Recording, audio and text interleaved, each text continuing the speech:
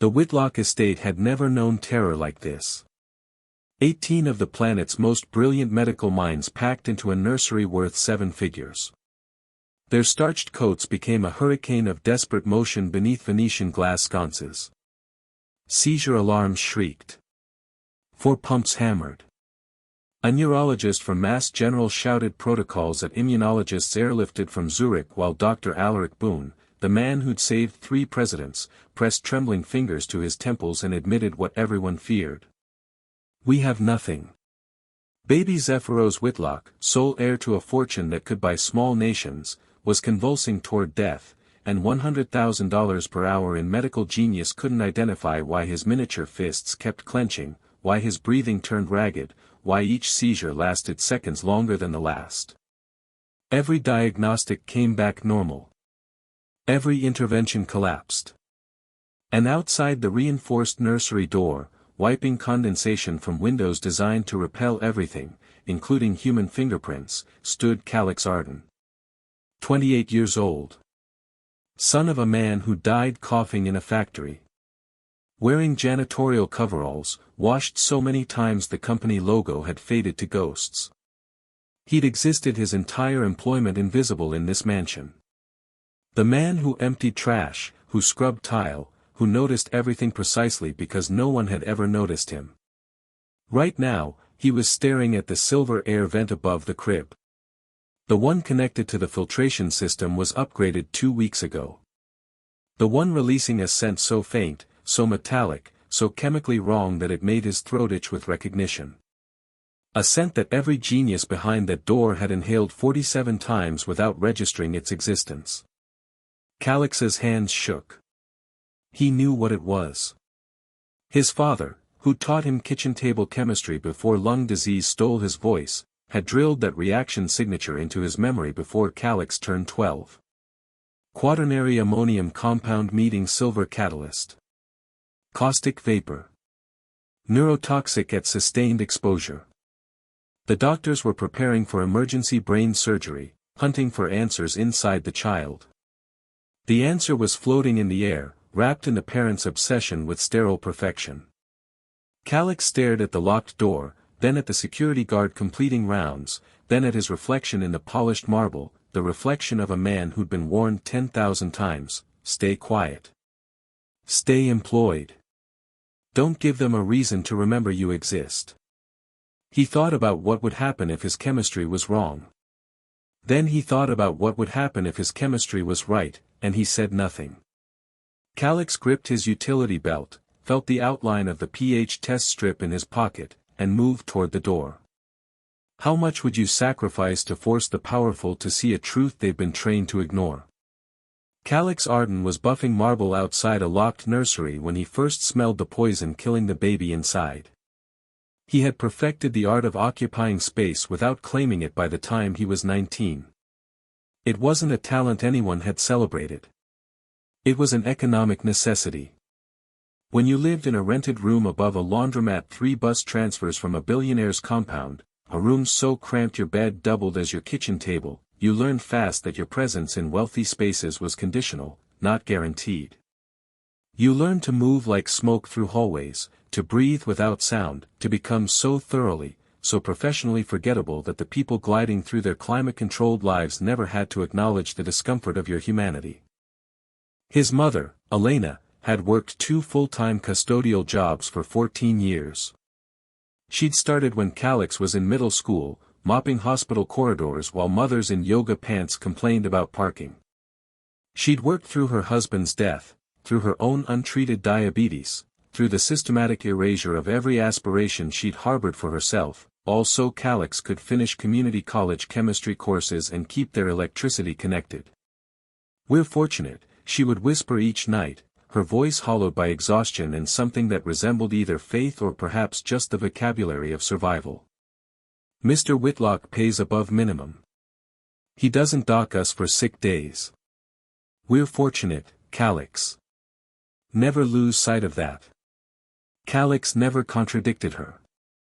But he also never forgot how Lysander Whitlock's business associates looked past him during facility tours, as though he were constructed from air and legal obligation. He never forgot when Serafina Whitlock had replaced the entire housekeeping crew for leaving visible evidence of their work. He never forgot the laminated policy posted in the service elevator: maintenance personnel prohibited from the main residence during family occupancy hours. Visibility constitutes grounds for immediate termination. The Whitlock compound consumed 63 acres of guarded perfection in the hills overlooking the bay. There were reflecting pools designed by award-winning architects, sculptures imported from Copenhagen, and a glass conservatory that had been photographed for 5 interior design publications. There was a private helipad, a climate-controlled garage housing vehicles worth more than Calix's childhood home, and a wine archive containing bottles older than his deceased father would have been. Calix knew every square foot of it because he'd spent 6 years observing from the periphery. He'd mapped the estate in his mind the way other people memorized subway routes. He knew which security cameras had blind angles. He knew which doors remained unlocked during shift changes. And he knew chemistry. Not the pristine, theoretical chemistry of textbooks. The practical, dangerous, kitchen experiment chemistry his father had taught him. The kind that recognized a caustic vapor signature from across a hallway. The kind that understood what happened when you combined certain quaternary compounds with silver filtration systems. The kind that was about to either save a dying child or destroy what little life Calix had managed to build in the margins. The call came at 5:47 in the morning, while Calix was eating cold cereal in the laundromat's fluorescent hum. Lysander Whitlock's head of household staff, a woman named Margaret whose smile never reached the calculating space behind her eyes, spoke in the clipped tone reserved for expendable labor. Mr. Whitlock requires the nursery deep cleaned before the baby arrives home from the hospital today. Use the new product. The one in the locked cabinet. He was very specific. Calix felt something tighten in his chest. The Aerosan industrial compound. That's the one. Mrs. Whitlock researched it herself. Hospital-grade sterilization. She wants the nursery cleaner than an operating room. Margaret's voice dropped half an octave. This is not optional, Calix. The family has very particular standards. The Aerosan bottle sat in the supply room like a warning. Calix had noticed it 3 weeks ago when it arrived, noted the chemical composition printed in small type on the back label, felt his father's voice rise from memory with immediate alarm. Quaternary ammonium compounds at concentrations that high weren't meant for enclosed residential spaces. They were designed for industrial sterilization, for surfaces that would be rinsed, for environments with aggressive ventilation. The fumes alone could irritate mucous membranes. Prolonged exposure in a closed room, especially one with a newborn's developing respiratory system. He'd mentioned it once to Margaret. She'd looked at him the way you'd look at a dog that had forgotten it wasn't supposed to bark. Mrs. Whitlock chose it personally, Calix. Are you questioning her research? Now, pulling on his coveralls in the service entrance, Calix stared at the bottle again. The label promised 99.9% pathogen elimination, in bold letters. The fine print warned about proper dilution ratios, mandatory ventilation, and keeping away from silver-based materials due to catalytic reactions. He thought about the nursery's new air filtration system. The one Mrs. Whitlock had installed last month. The one with silver-ion purification technology. Calix's hands were steady as he mixed the solution, but his mind was calculating reaction chains, vapor pressures, exposure thresholds. He thought about saying something. He thought about his mother's diabetes medication, about the rent due in 11 days, about the 9 other people who'd apply for his job before his severance check cleared. He carried the bucket toward the nursery, and the chemical scent, sharp, metallic, wrong, followed him like prophecy. The nursery smelled like a laboratory trying to imitate heaven. Calix had spent 4 hours that morning applying the Aerosan compound to every surface Serafina Whitlock had specified, the crib rails, the changing table, the windowsills, the decorative molding, even the intake vents of the silver filtration system she'd insisted remain running, to circulate the sterilization benefits. The air felt thick. Calix's throat itched. By noon, when he finally locked the supply closet and retreated to the service corridor, his eyes were watering. Baby Zephyros came home at 2:15, wrapped in organic cotton and his parents' suffocating devotion. Calix watched from the kitchen service window as Lysander carried the infant through the marble foyer, Seraphina trailing behind with a security detail and a private nurse. The baby was 3 months old, born premature, and his parents treated him like he was constructed from spun sugar and terror. At 4:37, the screaming started. Calix was polishing the banister on the second-floor landing when the first seizure hit. He heard Seraphina's shriek, then Lysander's roar for the nurse, then the terrible, guttural sound of an infant's body fighting itself. The nursery door slammed open. The private nurse sprinted past Calix without seeing him, shouting into her phone for an ambulance. Through the doorway, Calix glimpsed Lysander on his knees beside the crib, his hands hovering uselessly over his convulsing son. And the smell hit him. The metallic, caustic signature he'd been dreading, now amplified, now unmistakable.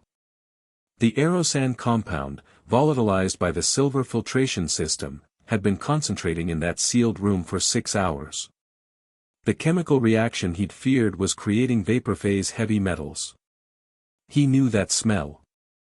His father had shown him, once, in their kitchen, what happened when you mixed quaternary ammonium chlorides with silver nitrate. The resulting gas was neurotoxic. The baby was being poisoned by the air his mother had insisted be purified. Calix's body moved before his mind caught up. He started toward the nursery door. A security guard's hand clamped on his shoulder, yanking him back. Staff stays clear. Emergency protocol. The guard's radio crackled. The house went into lockdown. Steel shutters dropped over windows. Doors electromagnetically sealed. Calix was trapped in the hallway, 20 feet from a dying baby, holding the knowledge that could save him and the certainty that no one with power would listen to a janitor's kitchen chemistry. The ambulance arrived in 4 minutes. Calix watched them load Zephyros onto a gurney, his tiny body still jerking, his lips turning blue. Lysander and Seraphina followed, leaving orders to seal the estate. Dr. Alaric Boone's team would arrive within the hour. Calix stood in the empty corridor, his hands shaking, staring at the nursery door. The vapor was still in there. Still concentrating. Still waiting for the baby to return. They arrived like an invading army dressed in Italian wool. 18 physicians, specialists summoned from institutions that charged more for consultations than Calix earned in a year. Dr. Alaric Boone led them, a man whose face Calix recognized from news articles about breakthrough pediatric treatments and medical awards presented by presidents. He moved through the Whitlock foyer with the confidence of someone who'd never been told no, trailing residents and fellows like a comet pulling debris. Calix watched from the service corridor as they converted the ground-floor library into a command center. Laptops appeared. Diagnostic equipment materialized. A nurse established an 4-station. Another set up a portable EEG machine. Lysander Whitlock hovered at the periphery, his face the color of ash, while Seraphina sat rigid in a leather chair, her hands gripping her phone like it was a weapon she might need. Baby Zephyros lay in a hospital-grade crib they'd assembled in the center of the room, his tiny chest rising and falling in mechanical rhythm, electrodes covering his scalp like a crown of failure. The seizures had stopped under heavy sedation, but Dr. Boone's expression suggested they'd merely postponed the inevitable. "Let's start with the baseline panels," Boone announced, his voice carrying the particular authority of a man who believed his education had purchased omniscience. "Full metabolic, complete blood count, genetic sequencing for the standard epilepsy markers. I want a lumbar puncture to rule out infection, and get me a comprehensive toxicology screen." Calix, polishing the brass doorknob for the 3rd time just to remain in earshot, felt his jaw tighten. A toxicology screen would show nothing. The quaternary ammonium vapor metabolized too quickly, and standard panels wouldn't test for heavy metal catalysis from a silver filtration reaction. They were looking for complex, rare diseases when the answer was environmental and immediate. The tests rolled in over the next 3 hours. Normal. Normal. Inconclusive. Normal. Dr. Boone grew increasingly agitated, barking orders at his team, demanding more esoteric diagnostics. A pediatric immunologist from Geneva suggested novel autoimmune encephalitis. A neurologist from Johns Hopkins proposed a mitochondrial disorder. A geneticist mentioned a case study from Scandinavia involving infant-onset epilepsy linked to a mutation so rare only 6 cases existed worldwide. No one mentioned the nursery. No one tested the air. No one asked about the cleaning products. Calix watched a physician in a $5,000 suit order another round of blood work, and thought about his father coughing blood into a kitchen towel, refused treatment because the factory's insurance wouldn't cover chronic exposure claims.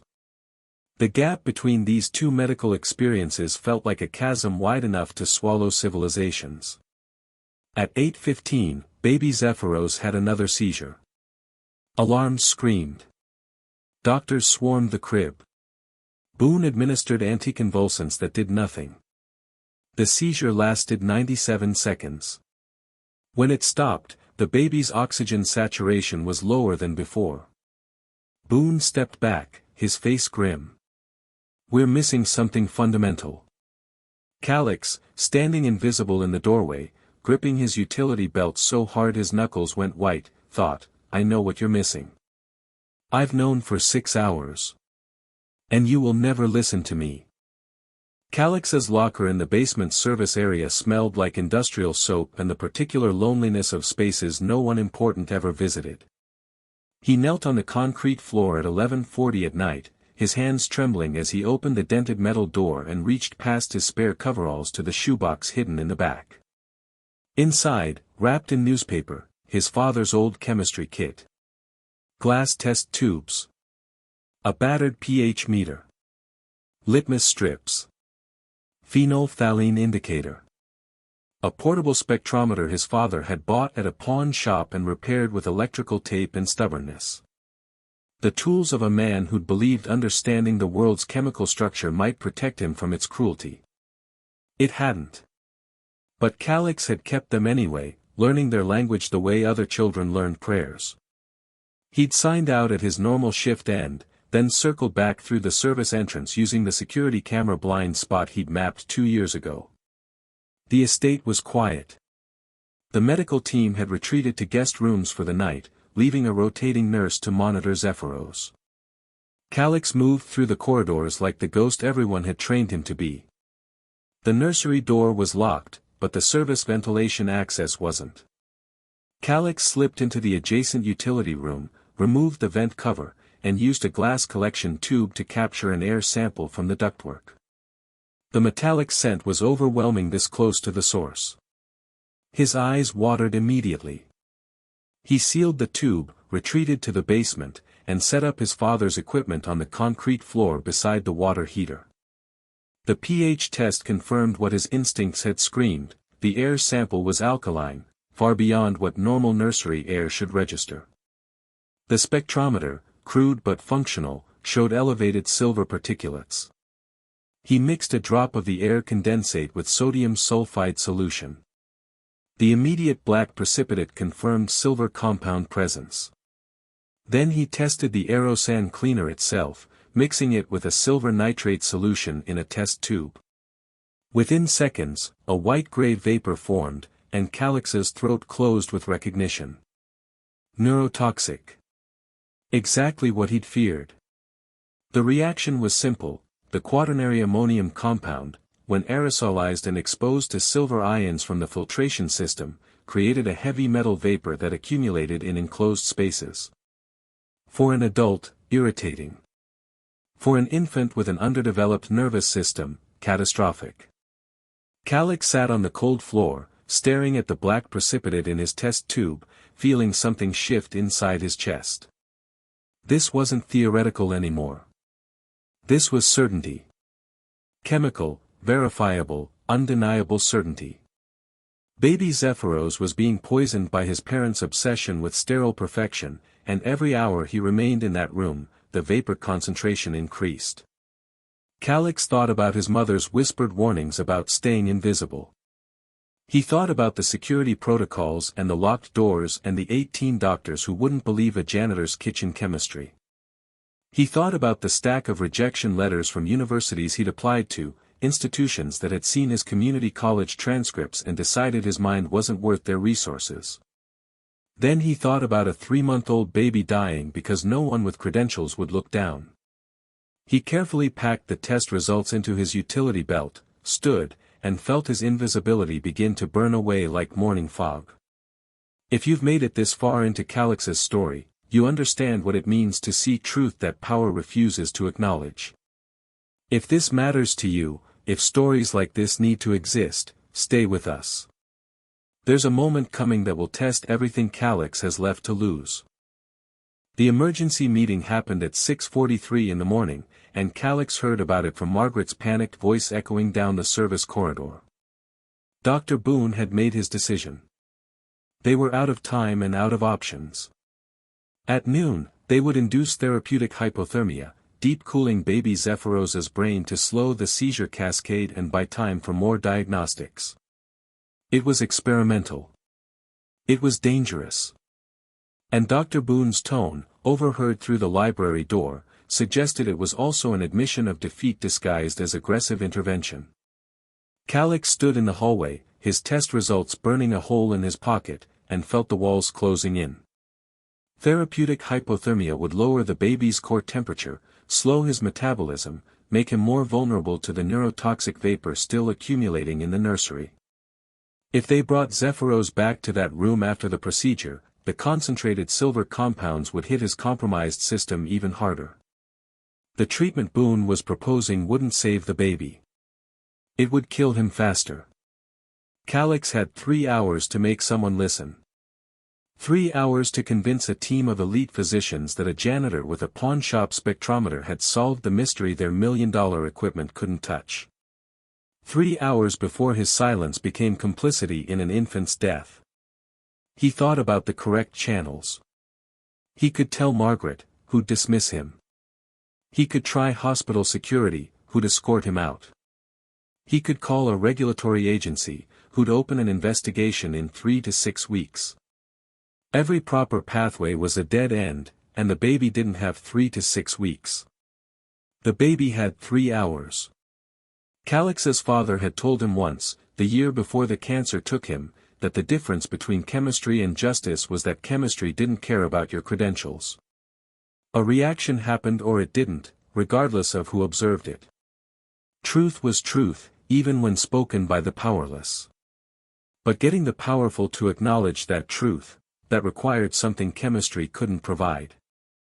That required the willingness to become visible, to become loud, to become the thing his mother had spent 14 years teaching him never to be, undismissible.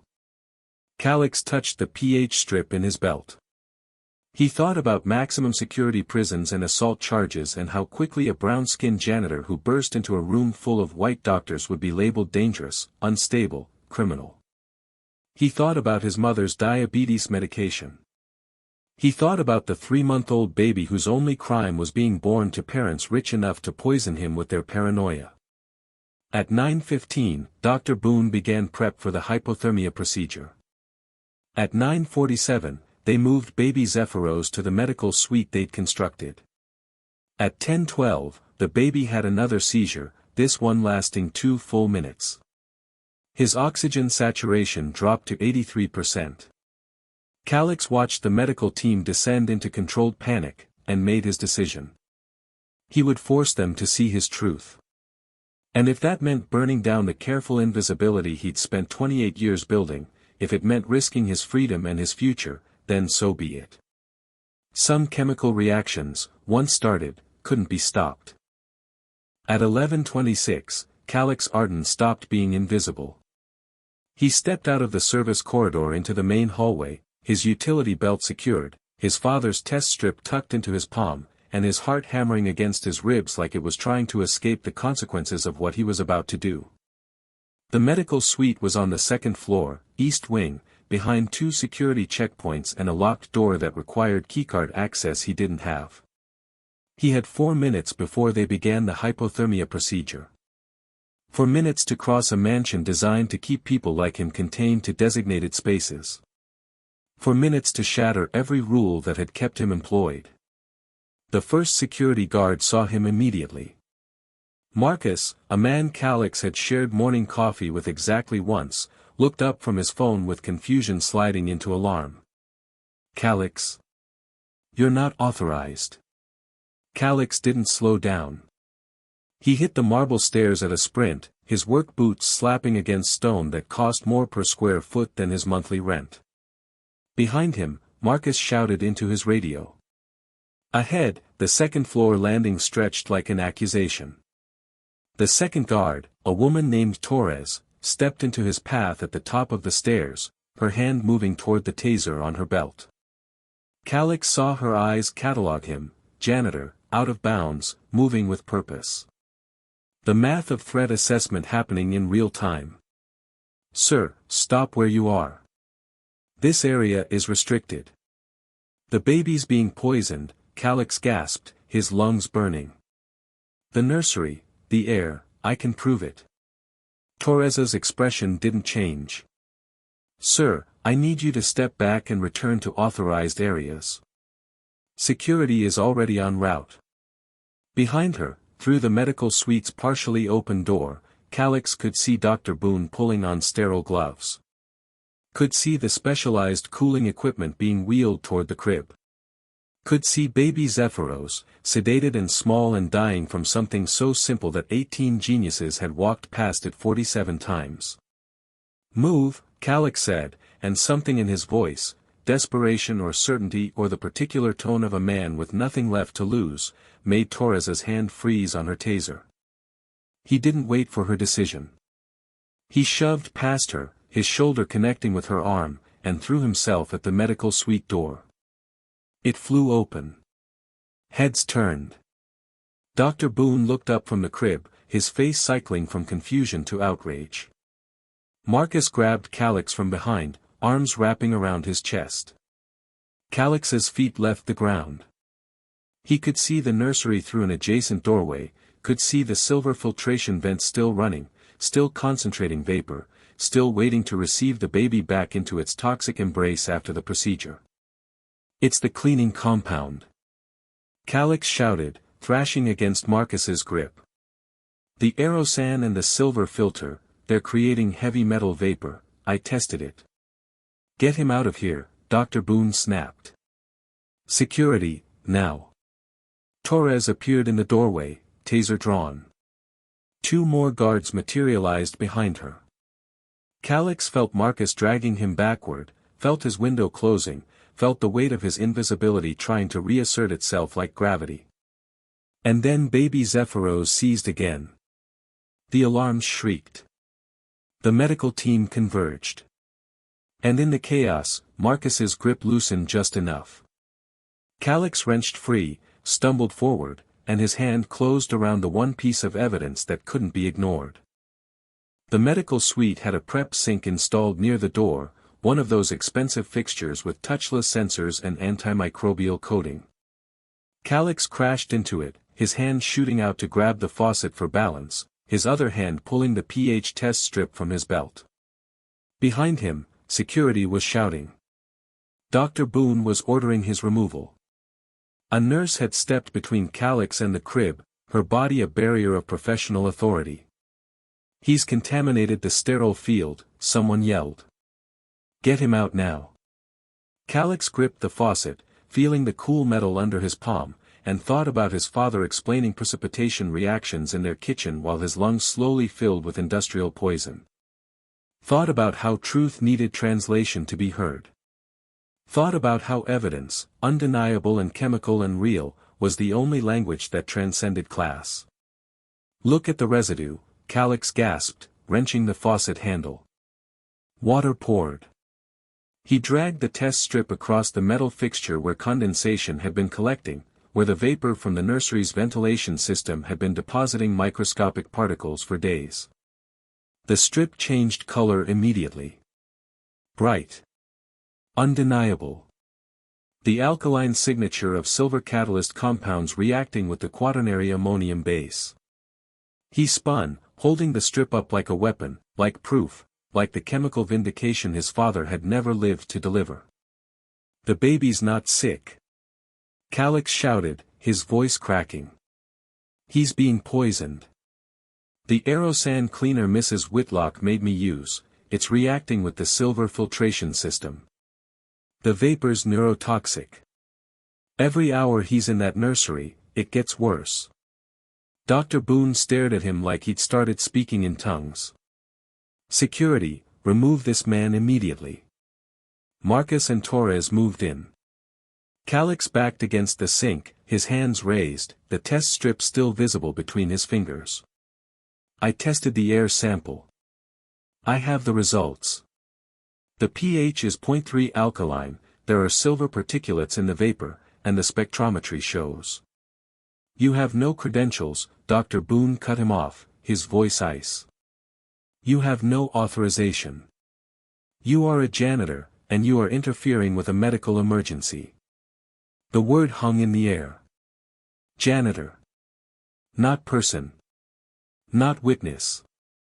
Not someone whose observations counted. Just a job title, wielded like a weapon of dismissal. Torres's hands closed on Calix's shoulders. He didn't resist. There was no point. They were going to remove him, and then they were going to cool that baby's brain, and then they were going to return him to the poison nursery, and then Zephyros Whitlock was going to die. And Calix would know, for the rest of his life, that he tried to speak truth to power and power had chosen not to listen. They dragged him toward the door. Baby Zephyros's alarms continued screaming. Dr. Boone returned to his preparations, dismissing Calix's existence with the ease of long practice. And Seraphina Whitlock, standing in the corner in silence since Calix had burst in, looked at the test strip still clutched in his hand. Looked at the chemical color change. Looked at her baby dying despite 18 brilliant minds. Wait, she whispered.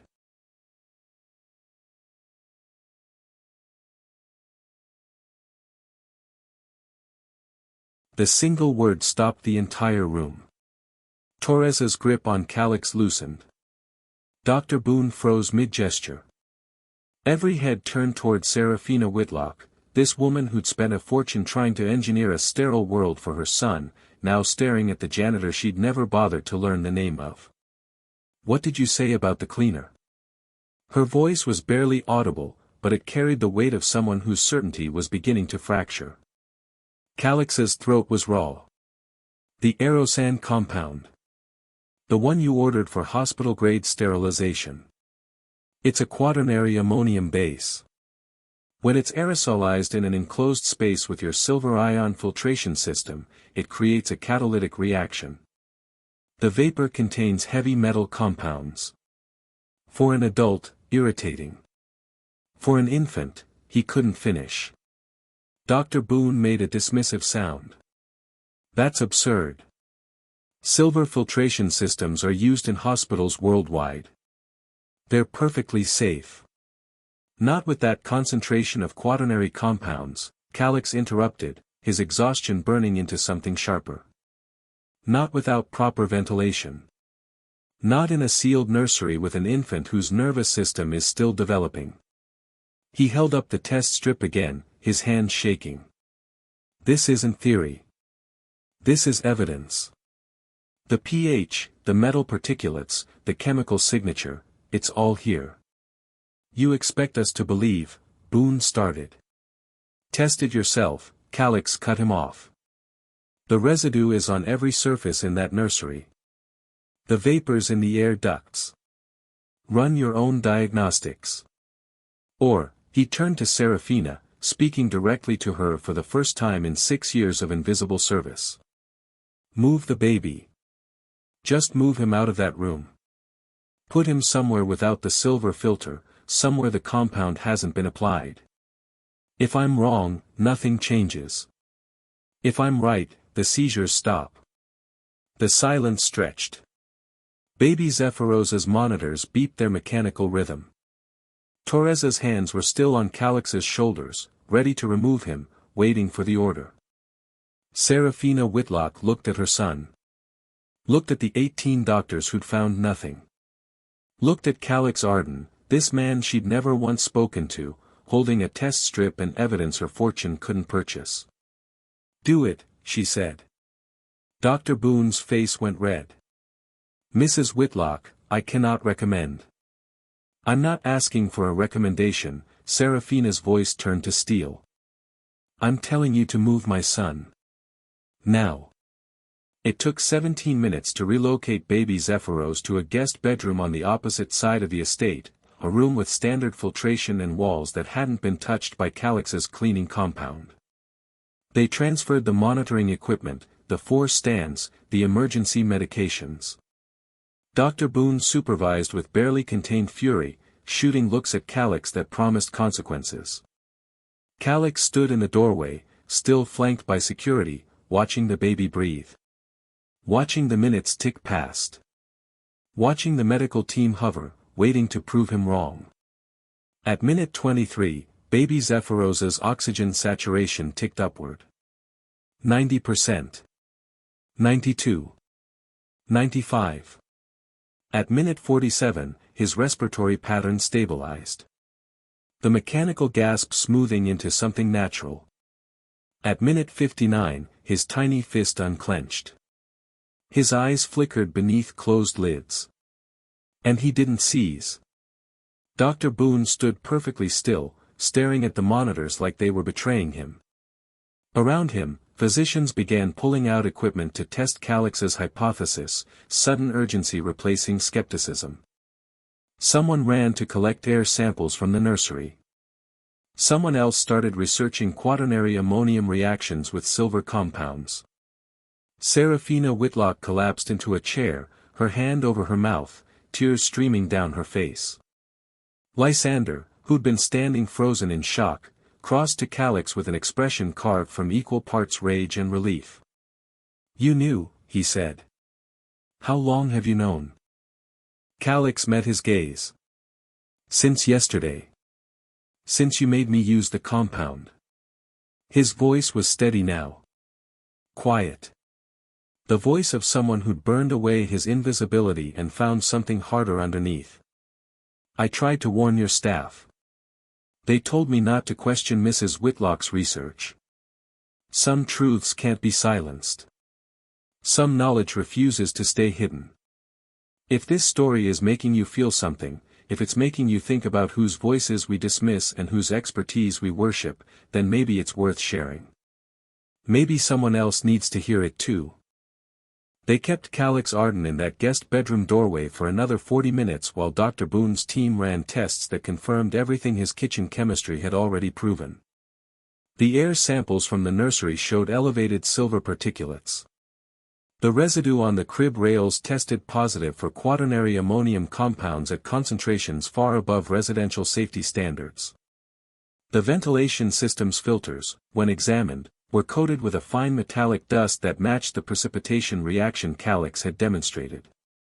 Baby Zephyros, breathing clean air for the first time in 3 days, didn't have another seizure.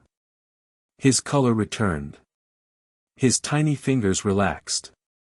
At the 90-minute mark, he opened his eyes and looked at his mother with the unfocused curiosity of an infant who had no idea he'd become a referendum on expertise itself.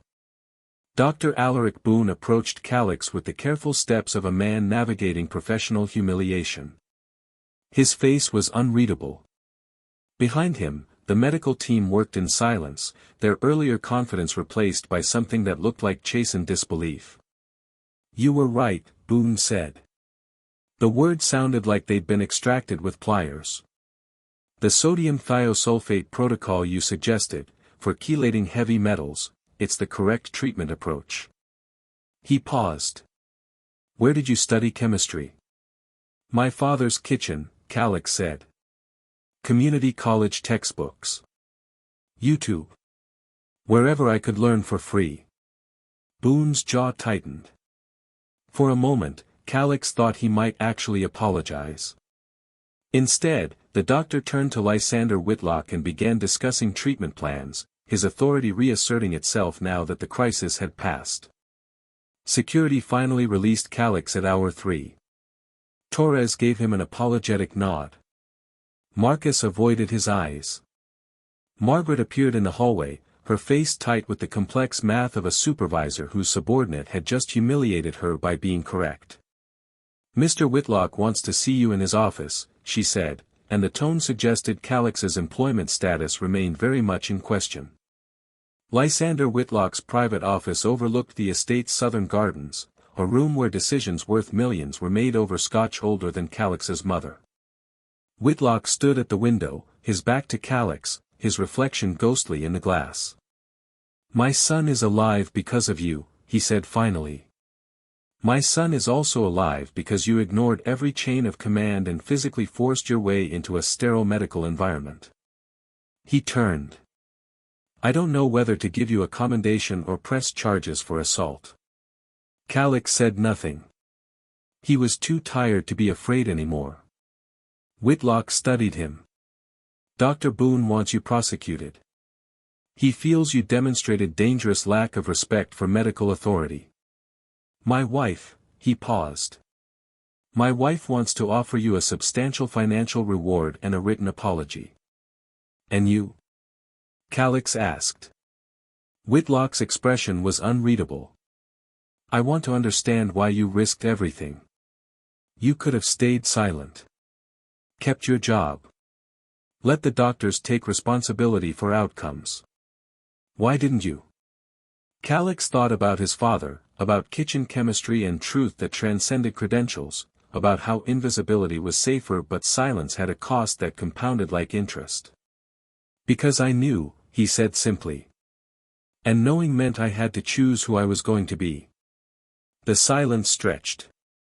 Outside, dawn was breaking over the estate's perfect landscaping, light touching surfaces that Calix had cleaned for 6 years without anyone noticing his hands. "My head of security will escort you home," Whitlock said finally. "Take the week off. Paid. When you return, we'll discuss your future here." "And Calix," he extended his hand. "Thank you." Calix looked at the offered handshake, this gesture from a man who'd never acknowledged his existence until he'd become impossible to ignore. He thought about accepting it, about the vindication and the money and the possibility of a different future. He thought about his mother's voice whispering that they were fortunate, blessed, should never forget their place. Then he thought about his father's hands, stained with chemicals and courage, teaching him that truth didn't need permission to be true.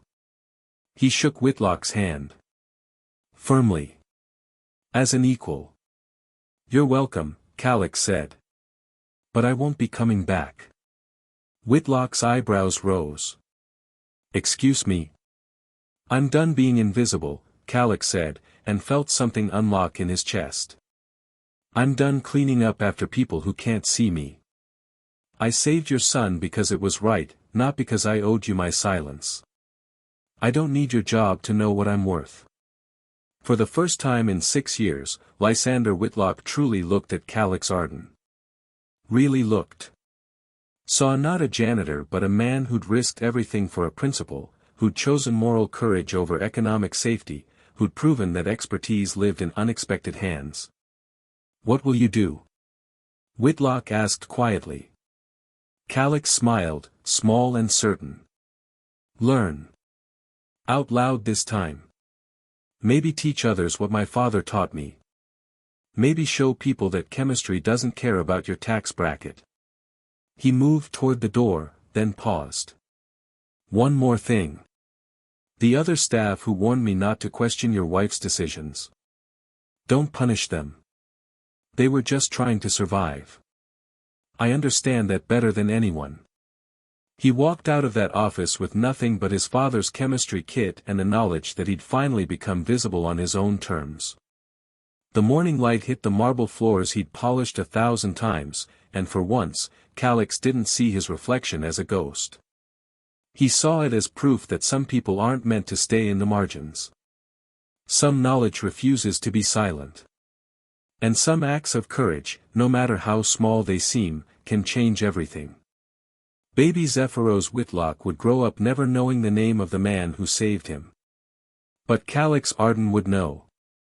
And that, in the end, was enough. If Calix's story reminded you that truth can come from unexpected places, that expertise isn't always wrapped in credentials, and that courage sometimes means refusing to stay invisible, then maybe this is a story worth carrying with you. Subscribe, share it with someone who needs to hear it, and remember, the world changes when we refuse to accept that some voices don't matter. Thank you for listening.